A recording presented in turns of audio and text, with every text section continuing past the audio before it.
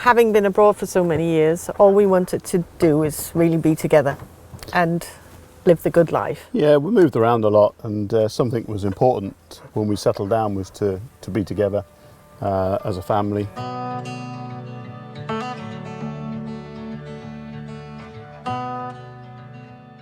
Hardly surprising after decades living on military bases across the continent and close to the war zones of the world.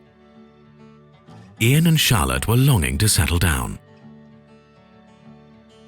Charlotte dreamt of returning to her native Denmark, and Ian agreed. Now, finally, he was the one who had to follow along. The final location, though, was still to be decided. During a visit to one of Charlotte's friends in Ringkøbing, the couple completely fell in love with the old city and the Danish west coast. The feeling you had when we came here to visit was, I mean, the Danish would call it hygge. And it really does sum it up. It's such a nice town, lovely atmosphere. And whilst we're here on that visit, we felt it's somewhere perhaps we could live. And having explored the countryside and the surrounding areas a little bit more, we really lost our heart here and found that we could live here and we would like to live here. Investigating the area, Ian and Charlotte found out that buying and refurbishing a large old farmhouse with a view to the fjord was actually a realistic scenario. The dream was suddenly within reach, and right away the decision was made. As we visited the area, we realised how affordable property actually was. I don't know what we would pay for a house like this in the UK, but... Well, we wouldn't be able to afford it. It'd be close to £700,000. Yeah. We would never have got what we've got. Certainly not in a lovely area by the west coast, close to nature. Soon after, Charlotte started looking for jobs.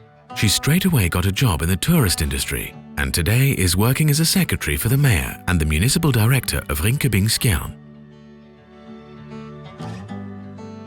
This summer, Ian retired from the British Army and no longer has to fly in and out of London on a weekly basis.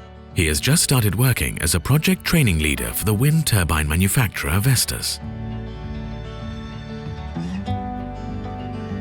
The community that we came from was very helpful and small and always helped each other in the military environment, and I didn't really expect that here. People were extremely welcoming and very, very helpful. Having found some nice friends here and being able to link back to my hobby of the open water swimming. In the past I've done a lot of swimming with the British Army. Yeah, well, it's sort of about 10 to 15 people or so there, and they've been really welcoming, very open to take me in and not afraid of an outsider.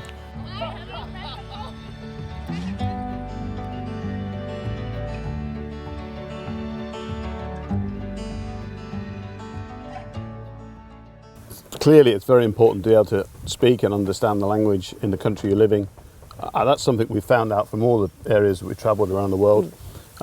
We didn't intend to settle in Denmark, and so I didn't. I never spoke much Danish to you. Yeah, and I didn't learn Let's put it that way. Typical Brit, didn't really take it in and a bit lazy. What I found here, that language is available, and it's offered free to foreigners coming in. I go to school 3 times a week at the moment. And as I have just started to work, I've been able to switch that to the evenings as well. So it's very flexible on the learning. With Billund Airport just an hour away, it was still possible for Ian to continue his work in England, spending only a few hours commuting between the farmhouse on the west coast and the urban metropolis.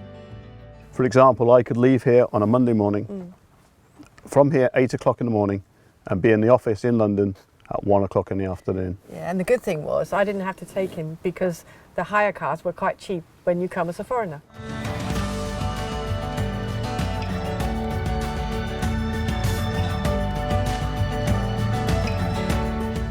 Well, I've now been here for 4 years and I really feel comfortable and at home. The quality of life and just the beauty of here, it is fantastic. It's just home.